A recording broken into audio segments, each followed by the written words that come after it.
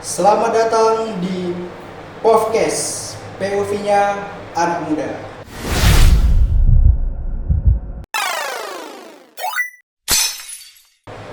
Sekarang kita sudah bersama dengan Mas Hilal sama Mbak Riri ya. Sebelumnya terima kasih banyak Mas Hilal sama Mbak Riri sudah menyempatkan waktu untuk main-main Siap Mas, sama-sama. podcast ya. Kebetulan ini ada obrolan yang cukup menarik ini Mas. Nah, jadi karena Mas Hilal, Mbak Riri juga hadir dan berangkat dari mahasiswa kehutanan, betul ya Mas? Benar. Nah, aslinya mana nih Mas? Kalau aku sendiri aslinya Salatiga, Jawa Tengah. Salatiga, Jawa Tengah itu dekat mana nih Mas? Itu dekatnya Semarang Mas. Oh Semarang. Iya. Dari Semarang tuh atas bawah Sebelah timur. timur. Ya. Kalau timur berarti kanan. Ya, kanannya. Kalau dia di peta. Kalau Mbak Riri dari mana? Kalau saya dari Madiun, Jawa Timur. Oh kalau Madiun mepet Jogja. Iya. Iya, mepet-mepet dikit lah. Jadi karena Mas Hilal sama Mbak Riri dari mahasiswa kehutanan, ini ada kemarin statement yang cukup menarik. Katanya kita tidak boleh takut terhadap deforestasi. Nah, ini sepertinya kita pengen tahu respon dari mahasiswa kehutanan itu gimana itu Mas Hilal sama Mbak Riri dengar statement tersebut. Mungkin dari Mas Hilal dulu. Oke.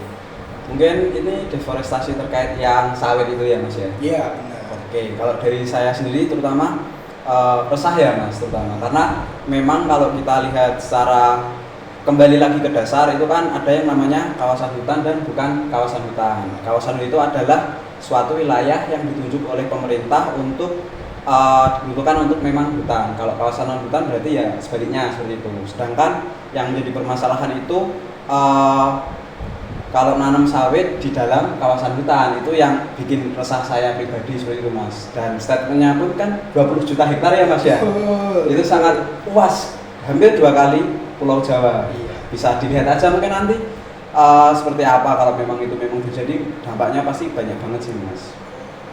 Artinya ada keresahan juga Iya. Mas, dalam hati sebagai Iya. mahasiswa kehutanan dengan statement itu ya. Kalau Mbak Riri gimana tanggapannya? Kurang lebih sama, kekhawatiran terkait deforestasi ini bukan jadi ancaman buat Indonesia aja, tapi juga pandangan Indonesia di mata internasional. Kita tahu juga bahwasannya Indonesia punya komitmen di Kyoto Protocol juga terkait penanganan atau juga mitigasi perubahan iklim. Indonesia juga dapat suplai dana yang cukup besar dari banyak negara maju dari perjanjian Kyoto Protocol itu untuk mengurangi emisi, karena menurut Indonesia juga klaim dari Indonesia itu memiliki tutupan lahan yang hutan yang cukup tinggi, jadi mampu menyerap emisi dan perubahan iklim gitu. Tapi kenapa beberapa waktu yang lalu ada statement bahwasannya akan ada deforestasi atau perambahan hutan 20 juta hektar itu, ya menurut saya itu cukup meresahkan juga terkait komitmen Indonesia ke depannya itu bagaimana gitu sih Mas. Artinya Indonesia juga ada komitmen gitu ya untuk Iya. menjaga iklim dunia ya. Iya. Betul. Karena luasannya cukup besar gitu. Betul. Nah kemarin itu kan statementnya itu berangkat dari ada suatu pertemuan pada waktu itu yang tentu pasti dihadiri oleh pejabat-pejabat negara. Memang fokusannya itu untuk konversi menjadi lahan sawit, dan berita-beritanya memang sekitar 20 juta hektar. Dan informasi sekarang untuk luasan sawit aja ya, sejauh ini di Indonesia itu yang terbaru itu sudah 17 jutaan.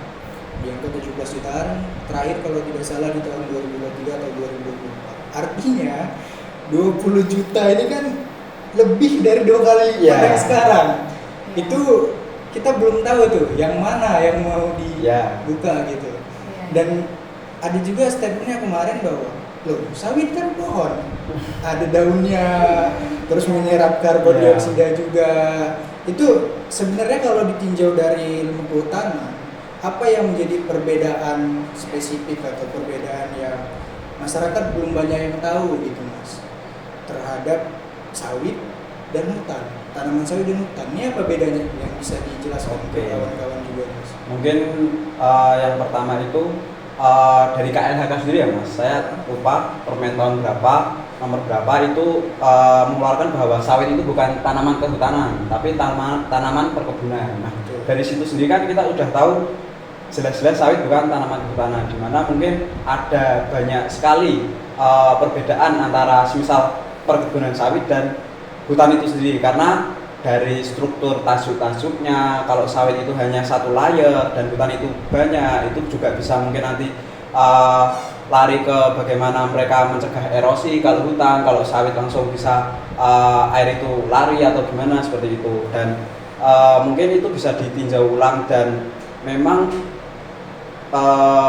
sangat berbeda sih Mas, kalau dari sisi ekologisnya juga seperti itu. Berarti secara fisiologis dan ekologis beda. Sudah beda banget sih Mas. Artinya berdasarkan perspektif mahasiswa kehutanan, kelapa sawit dan hutan beda. Beda. Berarti sermon yang kemarin salah ya? Iya, jelas berbeda. Beda. Kalau Mbak Riri ada pandangan lain nggak? Apa sih yang membedakan sawit dan hutan tuh?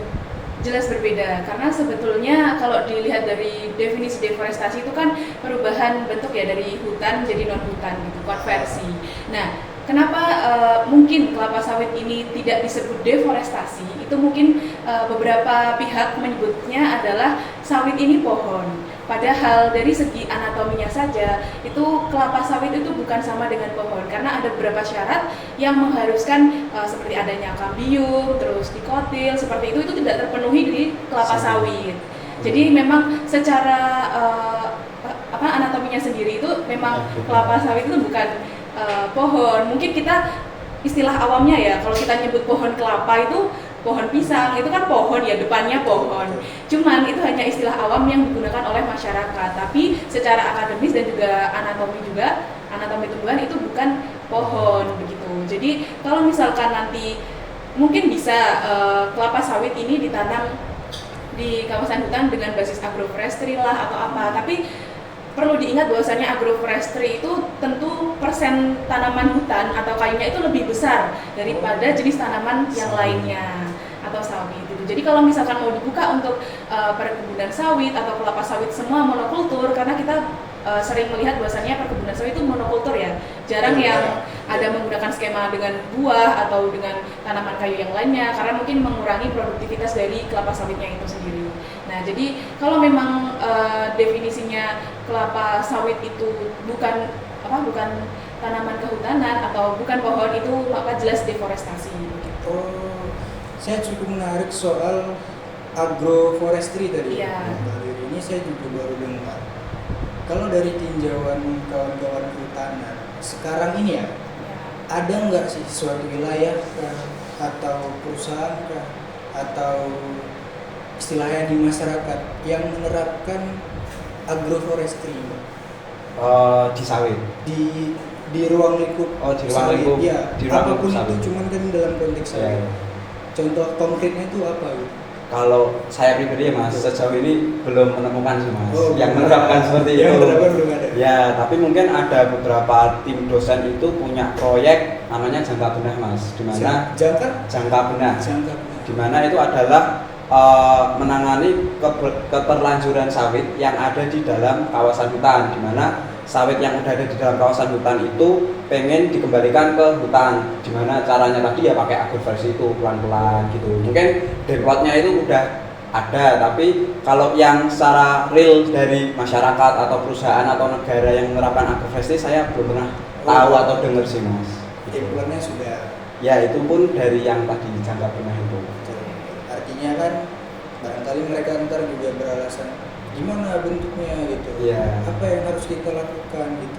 Sebetulnya itu PR kita sebagai mahasiswa kehutanan dan juga dosen-dosen akademisi, Iya. itu perlu bagaimana skema agroforestry, karena mungkin secara gambaran besar agroforestry itu pencampuran ya antara pertanian, tidak hanya pertanian sih, pertanian, perikanan dan juga peternakan itu masuk dalam salah satu skema sistem di mana saling membuat hubungan yang mutual gitu. Jadi tanaman yang ditanam itu antara tanaman kehutanan, tanaman buah, pertanian itu saling melengkapi satu sama lain. Jadi tidak ada yang merugikan. Nah itu salah satu seni dan juga ilmu dari kehutanan juga, gimana para forester ini mampu mengkombinasikan tanaman tersebut sehingga menimbulkan produktivitas yang cukup unik gitu. Keren. Makasih Mbak Riri, ini insight baru buat saya.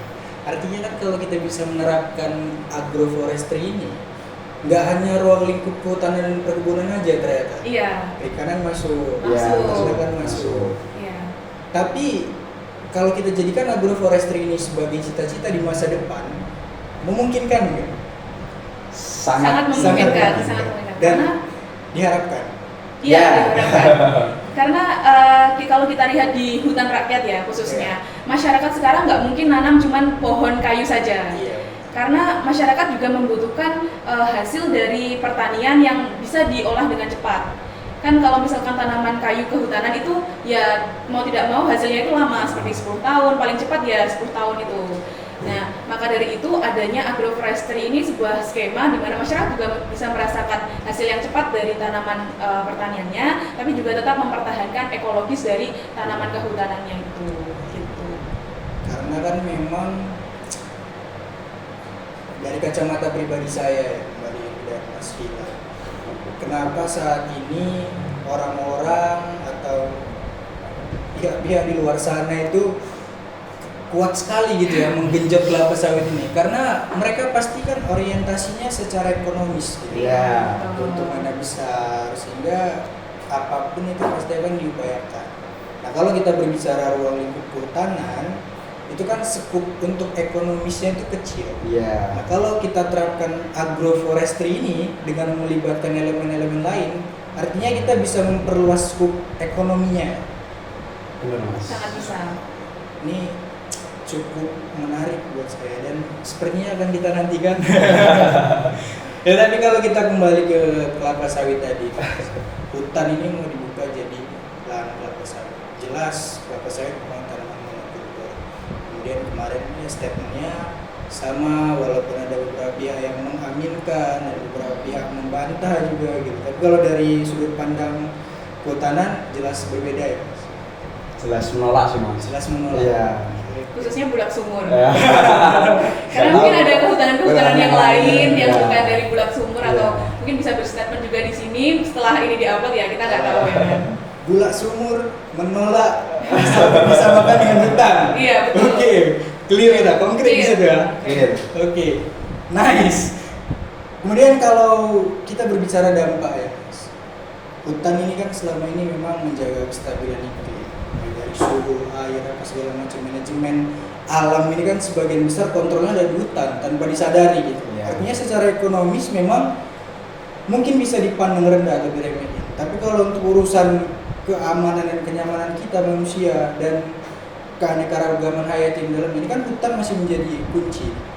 Kalau hutan dibabat, kalau deforestasi terjadi, apa dampaknya terhadap lingkungan atau terhadap hutan ini? Bisa dirasa sih Mas sekarang kayak yang dulunya hutan terus jadi tambang itu mesti terjadi banjir di situ. Kayak contohnya di Morowali gitu ya Mas ya, yang sekarang jadi tambang nikel. Dan dampak-dampak buruknya itu sebenarnya itu sangat bisa terasa sih Mas kalau memang masyarakat aware dan sadar akan hal tersebut gitu. Dan mungkin kalau secara ekonomis kalau dibilang memang hutan itu tidak ada, tapi memang kalau masyarakat secara awam tahu itu ada yang namanya perdagangan karbon Mas, di mana mungkin dunia itu juga sekarang bisa hutan itu bernilai di dunia, di mana membayar ke Indonesia untuk membeli simpanan karbon yang ada di hutan tersebut. Seperti itu sih Mas sebenarnya. Jadi sebenarnya kalau kita mempertahankan hutan itu juga kita juga bisa dapat nilai ekonomi di situ. Oh, artinya ternyata ada nilai ekonomi. Iya. Dan orang-orang belum tahu. Iya. Mungkin bukan belum tahu sih, tapi belum aware. Karena hutan itu bukan cuman sebagai apa ya, istilahnya tempat tumbuh-tumbuhan tumbuh atau mungkin orang menggambarkannya sebagai rumah satwa aja, pohon-pohon aja, tapi sebetulnya itu menjaga keterseimbangan karena di beberapa daerah di luar Jawa khususnya itu ada konflik dengan gajah. Kenapa ada seperti itu ya? Karena rumah gajah harusnya di hutan, tapi kenapa bisa terjadi konflik dengan masyarakat? Tentu karena adanya alih fungsi dan juga deforestasi. Apakah harus yang disalahkan gajahnya? Kan kita juga nggak harusnya seperti itu kan. Nah mungkin salah satu fungsi yang menurut saya penting adalah ekologis. Kenapa? Karena fungsi ekologis ini bisa merambat ke fungsi-fungsi yang lain seperti fungsi ekonomi. Karena misalkan nih, kalau kita tata airnya itu rusak, dari hutan itu kan menjaga sistem tata air di Indonesia juga. Nah, kalau misalkan tata airnya rusak, kita kekeringan, otomatis kita bisa menambah biaya untuk membeli air. Itu masih air. Gimana kalau fungsi hutan sebagai penyerap karbon dan juga memproduksi oksigen? Apa kita juga akan harus membeli oksigen nantinya? Nah, itu juga salah satu hal yang perlu diingat buat kita semua agar tetap mempertahankan hutan. Itu sih. Oksigen kalau kejadian kita beli mahal ya. Mahal. Satu tabung berapa? Iya. Nanti kita podcast gini terus ya. Iya benar. Artinya ternyata seluas itu dampaknya. Seluas itu. Nah ini kawan-kawan kita juga ternyata harus aware terhadap hutan yang ada di Indonesia. Apalagi sekarang kan sudah ada yang dibuka beberapa proyek kemarin itu kan sempat juga itu ketahanan pangan buka hutan tapi gagal dan sekarang terlantar gitu. Tapi kalau dampak terhadap lingkungan jelas akan kita rasakan. Kalau ekonomi pun sebenarnya jelas mas, seperti yang dibeli Mbak Riri tadi, kayak beli air, beli oksigen, dan itu jangka panjang. Jangka panjang. Artinya perlu kita soroti bersama bahwa ini bukan persoalan sepele. Iya. Soal pergantian hutan menjadi komoditas kelapa sawit perlu menjadi pengawal kita bersama. Karena apapun yang kita buat hari ini kan tentu akan berdampak. Pasti. Beberapa orang juga menyatakan bahwa investasi kita sekarang itu untuk anak cucu kita nanti. Termasuk juga untuk urusan kehutanan gitu. Kalau kita tinjau dari keanekaragaman hayati gitu, Mbak Riri, karena kan di kehutanan tentu belajar juga kan soal faunanya. Kan banyak tuh satwa-satwa di hutan yang justru kehilangan habitatnya karena adanya istilahnya pembukaan hutan, baik diketahui atau enggak diketahui. Sebenarnya kalau yang selama ini sudah terjadi, kalau kita mundur ke masa lalu, pada saat proses pembukaan hutan, itu ada nggak Mbak Riri upaya-upaya yang dilakukan oleh pihak pembuka hutan untuk mengevakuasi terlebih dahulu satwa-satwa yang ada di dalamnya, atau langsung peduli hantam aja gitu? Ya pasti tentu ada, karena dari peraturan pemerintah juga tuh juga ada AMDAL yang perlu ditaati untuk proses, dan tidak semua hutan itu kan kita punya beberapa klasifikasi ya, ada hutan lindung, ada hutan produksi. Nah untuk hutan lindung ini benar-benar tidak bisa dikonversi dengan beberapa alasan gitu untuk mempertahankan hutan di Indonesia. Tapi ya kita tahu bahwasannya kebijakan dan peraturan itu yang membuat adalah manusia, di mana setiap pergantian manusia atau aktor dari pembuat kebijakan itu sendiri bisa berubah regulasinya. Nah itu yang sebetulnya sangat perlu kita kawal. Bagaimanapun teknis yang kita sudah tahu dari akademisi, misalkan sebelum merambah hutan sebaiknya begini, sebaiknya satwanya di begini. Tapi kalau diregulasi dan kita tidak mengawal prosesnya, itu juga bisa berdampak pada implementasi di lapangan juga mas. Karena kita tahu regulasi bagus, tapi implementasinya tidak ada, ya tetap sama saja begitu. Artinya sebetulnya regulasinya ada gitu. Iya, maksudnya ada. Kebijakannya ada. Tapi yang tinggal kita mengawal ini. Tapi kalau dari mahasiswa kehutanan itu ada nggak itu Mbak? Misalnya apa ya, suatu teknologi kah atau website yang bisa untuk memantau perkembangan kondisi hutan kita? Ada nggak tuh? Yang supaya masyarakat juga tahu, oh hutan aku hilang nih sekian hektar gitu. Ada nggak itu kalau platform untuk itu? Sebetulnya ada. Kalau saya lebih tahunya itu untuk general di satu dunia. Dan itu yang buat itu NGO tapi di skala internasional.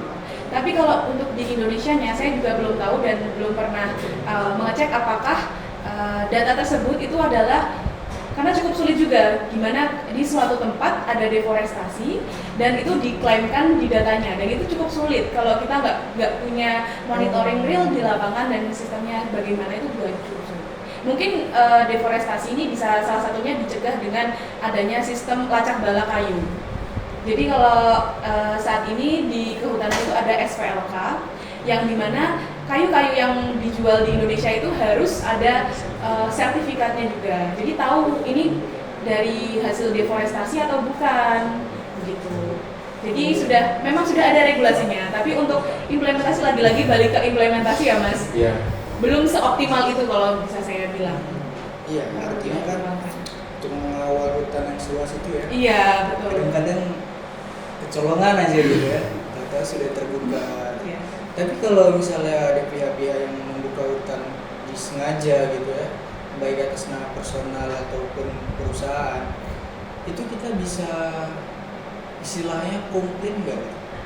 Atau kita bisa mengembalikan lahan itu nggak menjadi hutan lagi? Atau kalau sudah terbuka ya udah gitu, hilang tuh, nggak ada harapan lagi kita. Gimana tuh? Bisa sih, karena jadi kehutanan itu kan ada dinasnya, ada, apalagi kalau kita berbicara ke arah Taman Nasional itu mereka punya regulasi kawasan yang cukup ketat. Nah, jadi kalau di Taman Nasional, kita berbicara Taman Nasional itu sebelum masuk kawasan itu harus ada izin masuk kawasan. Dan di dalam kawasan Taman Nasional ada polisi hutan. Iya. Nah, gitu. Jadi kalau di Kementerian Kehutanan juga ada penegakan hukum, bagian Dirjen Penegakan Hukum itu juga ada. Jadi orang-orang yang misalkan mencuri kayu dari dalam kawasan hutan itu juga bisa dipenjarakan, begitu.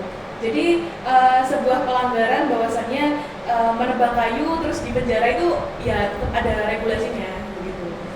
Oh, tapi lagi-lagi ke artinya kebijakan ada, cuman Implementasinya. Ya, kadang orang berpikir bahwasannya ini cuma satu pohon, apa sih artinya untuk orang lain atau dunia ini gitu ya, satu pohon. Tapi satu pohon kalau lama-kelamaan ditebang semua, satu pohon berpikiran kita semua di sini menebang, sama aja. Habis juga. Benar-benar. Saya jadi dengan tahu lebih jauh ya terhadap hutan Indonesia ini. Terus kalau kita hubungkan antara sawitnya, sebetulnya komoditas kebun kan tidak hanya sawit, Iya. cuman yang nilai ekonomis yang paling tinggi sawit, Iya. sehingga banyak sekali pihak-pihak yang mendukung ada yang sawit gitu kan. Tapi kalau misalnya kita hitung-hitungan gitu ya terkait jumlah hutan yang sekarang sudah dibuka dan digantikan dengan kelapa sawit, dan dengan dalil-dalil mereka bahwa oh ini sama-sama hutan, ini sama-sama pohon gitu, kita menjaga keanekaragaman hayati. Menurut mahasiswa kehutanan, fakta atau tidak bahwa mereka menyatakan kelapa sawit, areal kelapa sawit mereka mampu menyamai fungsi hutan. Sama sekali bukan fakta sih Mas. Kenapa? Ya kalau kita balik lagi ke tadi, fungsi hutan sama fungsi kelapa sawit itu udah beda sekali ya Mas. Karena ya balik lagi, hutan itu menjaga tata kelola air yang ada di kawasan tersebut. Kemudian hutan itu tempat hidup bagi satwa-satwa. Kemudian ada juga mungkin masyarakat adat yang ada di dalam situ yang bergantung hidupnya pada hutan. Kalau itu semua dirubah menjadi monokultur tanaman sawit, ya jelas fungsi-fungsi yang tadi itu semuanya akan hilang. Seperti itu Mas.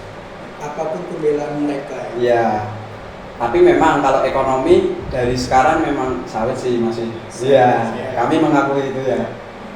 Kita akui nilai ekonomi Ya. sawit tinggi. Karena kan banyak juga istilahnya mereka menyatakan bahwa oh enggak, sawit juga bisa mengatasi masalah air. Katanya sawit juga toleran terhadap keanekaragaman hayati.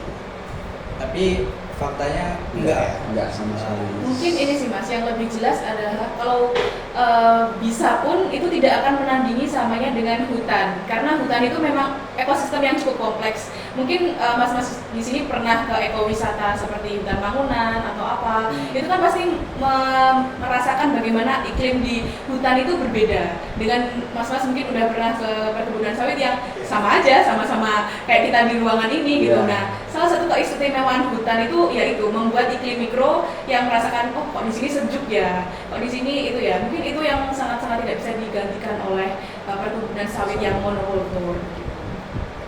Karena akan selalu ada pembelaan dari mereka. Tapi Pasti. intinya apapun itu sawit tidak bisa menandingi Iya. fungsi hutan. Iya betul. itu kita sudah konkret di situ. Kalau kita berbicara soal kebijakan, semisal pemerintah berencana untuk membuat kebijakan baru yang nanti mempermudah akses person atau perusahaan untuk membuka hutan dengan tujuan konversi ke areal kelapa sawit. Sebagai mahasiswa kehutanan yang tentu menyayangi hutan, apa sikap kita kalau hal itu terjadi? Jelas. Gimana? Lanjut. Karena kemarin sudah keluar. Iya. Sebenarnya itu ya jelas menolak sih Mas, karena kenapa kalau memang ingin meningkatkan produktivitas sawit itu apakah memang harus dengan menambah luasan lahannya? Karena kalau ada beberapa dosen yang bilang itu adalah langkah kuno Mas kalau buat mau nambah produktivitas, tapi kita harus nambah lahannya. Kalau bisa dilihat juga sawit di Malaysia itu lebih produktif daripada sawit yang ada di Indonesia, seperti itu Mas.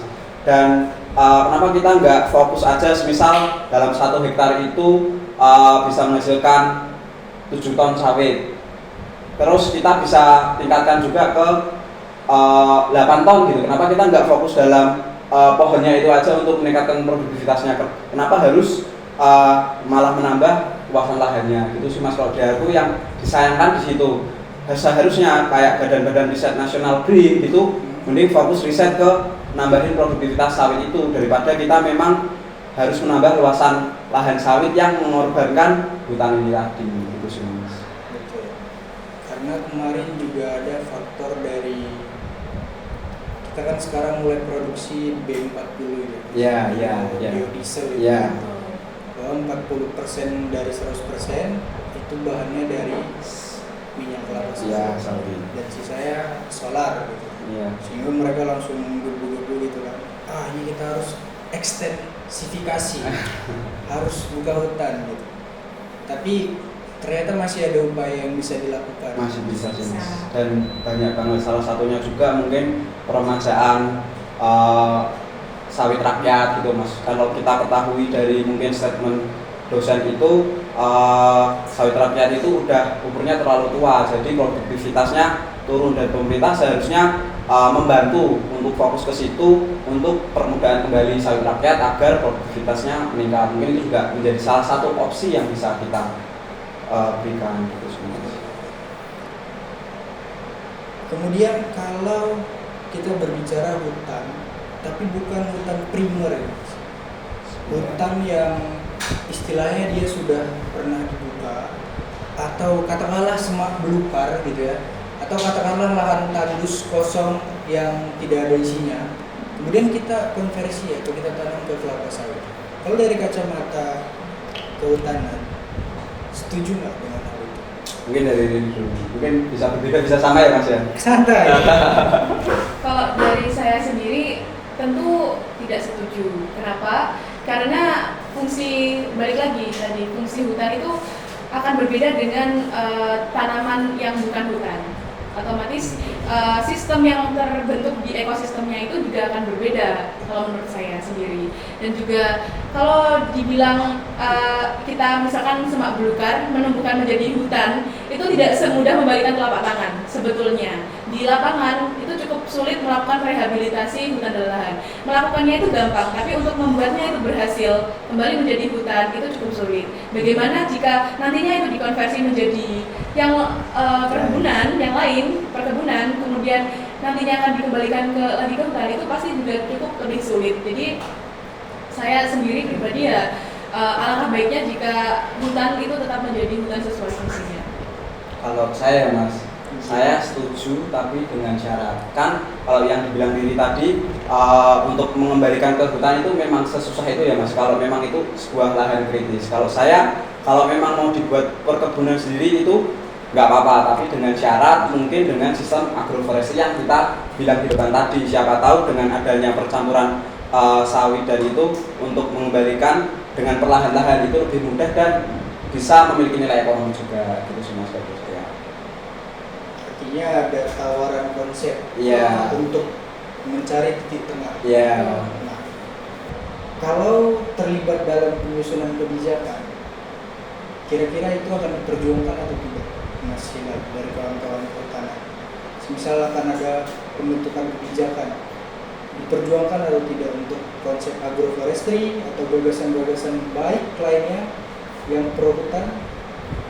Tentu diperjuangkan sih Mas, kan ini juga kembali lagi hutan ini sebenarnya titipan dari Tuhan untuk dilestarikan agar anak cucu kita juga bisa merasakan. Jangan sampai benar-benar 20 juta hektar itu terlaksana dan malah yang ditebangi itu hutan alam, hutan primer, seperti itu kan sangat-sangat miris ya Mas. Jadi memang kita perlu mengawal ini dan direkomendasikan untuk kebijakan tadi dengan opsi-opsi yang tadi. Artinya dari kawan-kawan kehutanan akan selalu mengawal statement yang kemarin, rencana pembukaan 20 juta hektar lahan dan dikonversi ke kelapa sawit atau untuk ketahanan energi dan pangan tetap akan dikawal. Karena hanya dua, kalau nggak energi pangan yang melatar belakangi ini semua. Artinya dari kawan-kawan kehutanan akan mengawal. Kemudian peran masyarakat, Mas Gilang.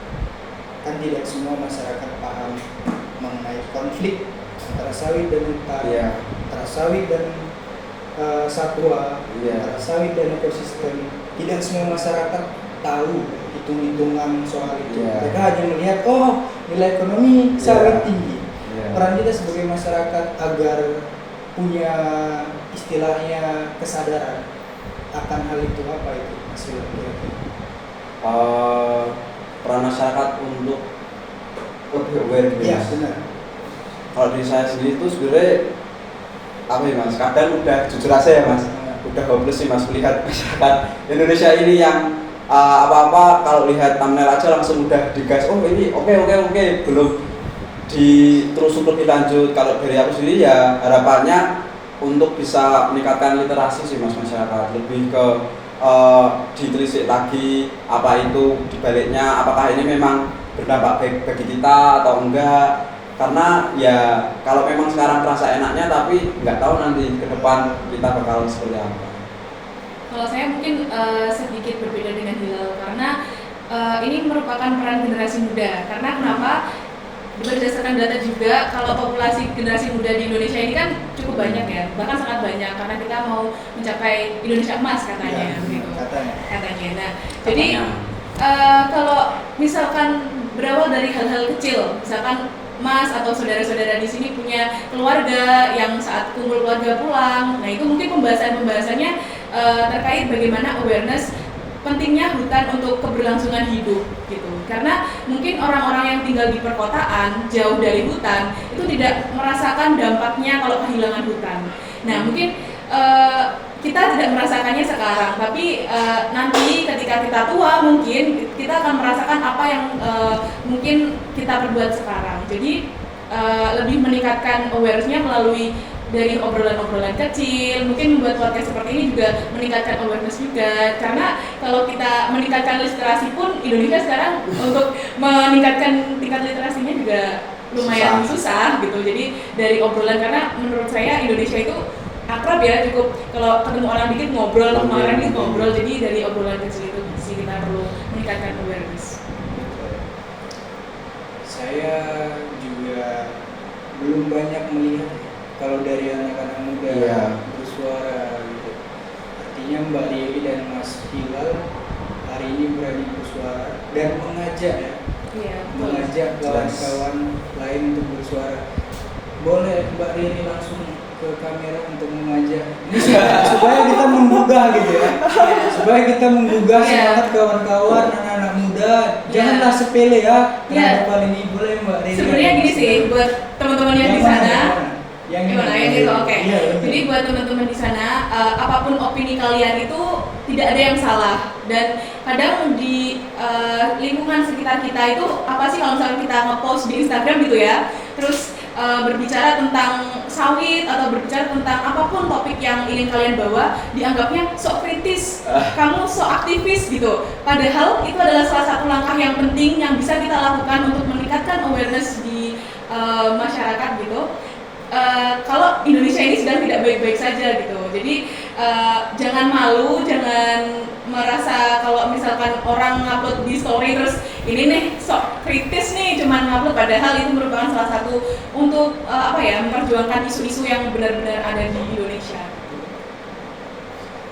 Oke, siap. Teman-teman silakan. Kalau dari saya pribadi ya, ayo teman-teman mungkin lebih aware lagi terhadap lingkungan kita, karena memang itu yang bisa kita wariskan untuk anak cucu kita. Karena kalau memang lingkungan kita udah rusak, ya gimana lagi, kita malah menjadi repot sendiri di masa tua. Dan harapannya teman-teman muda, sebentar lagi kan yang katanya Indonesia emas, semoga nggak menjadi Indonesia cemas. Dan makanya dari itu Indonesia, teman-teman anak muda, ayo kita gerak sama-sama untuk selalu berbuat perbaikan, berbagi kebermanfaatan untuk mewujudkan Indonesia emas itu, dan semoga ya berhasil.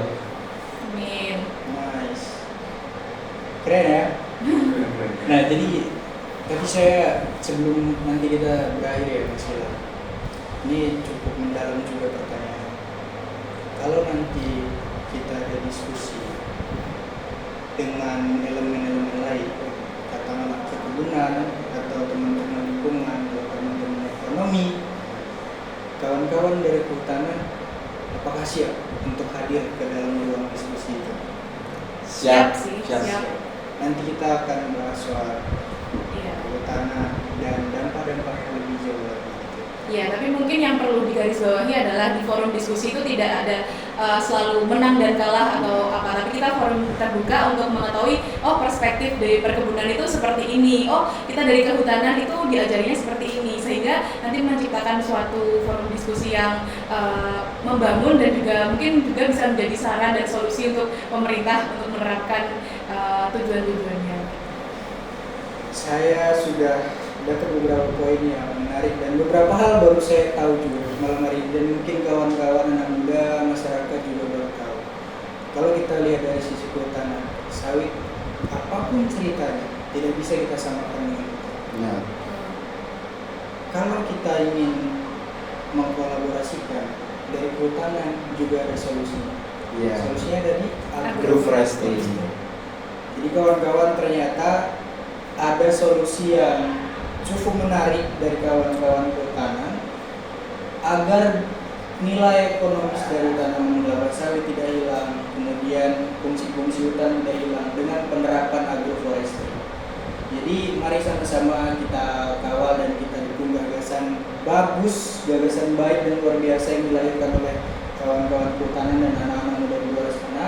Mari kita perbanyak ruang-ruang diskusi untuk membahas isu-isu menarik, isu-isu yang sebenarnya tidak sesederhana yang kita kira. Kita telisik lebih jauh, kita tingkatkan literasi, dan mari open minded. Jangan hanya berkutat dengan satu pikiran atau satu gagasan, tapi kita harus melihat dari persepsi atau sudut pandang yang lain. Mas Hilal dan Mbak Riri, sebelum mengakhiri barangkali ada closing statement atau pernyataan terakhir setelah tadi mengajak kawan-kawan untuk sama-sama aware dan peduli. Barangkali ada kesan dan kesan. Mungkin dari Kalau saya sendiri pribadi ingin titip pesan saja kepada teman-teman penonton sekalian bahwasannya fungsi hutan ini perlu dijaga bersama-sama. Mungkin kalian yang saat ini sedang menonton video ini sedang berada di ruangan yang dingin karena mungkin ada AC, ada kipas, tapi sebetulnya di luar sana bencana dan dampak perubahan iklim itu sudah sangat dirasakan, kekeringan, dampak banjir dan lain-lainnya. Dan aku harap teman-teman tidak hanya berleha-leha saja, tapi turut ikut serta untuk menjaga hutan kita bersama. Oke, mungkin tambahan sedikit dari aku, untuk teman-teman khususnya anak muda, apapun latar belakang studi kalian, ayo kita bersama-sama menjadi aktivis lingkungan, karena memang lingkungan adalah sesuatu yang bisa kita rasakan dan kita harus lestarikan untuk anak cucu kita. Mungkin dari aku itu. Terima kasih Mas Hilal, Mbak Riri sudah masuk ke studio kita, ke podcast, ke opinya anak muda. Opinya anak muda. Boleh ya kita? Oke, siap, boleh Mas. Nanti kalau saya bilang dari sini kita. Oh, dari sini. Jadi saya akan bilang podcast POV-nya anak muda. Oke. Boleh ke kamera ya sama-sama. Oke, kita mulai dari mata podcast POV-nya anak muda. Kawan-kawan semua, terima kasih sudah menonton diskusi kami yang cukup menarik sampai akhir. Sampai jumpa di diskusi berikutnya.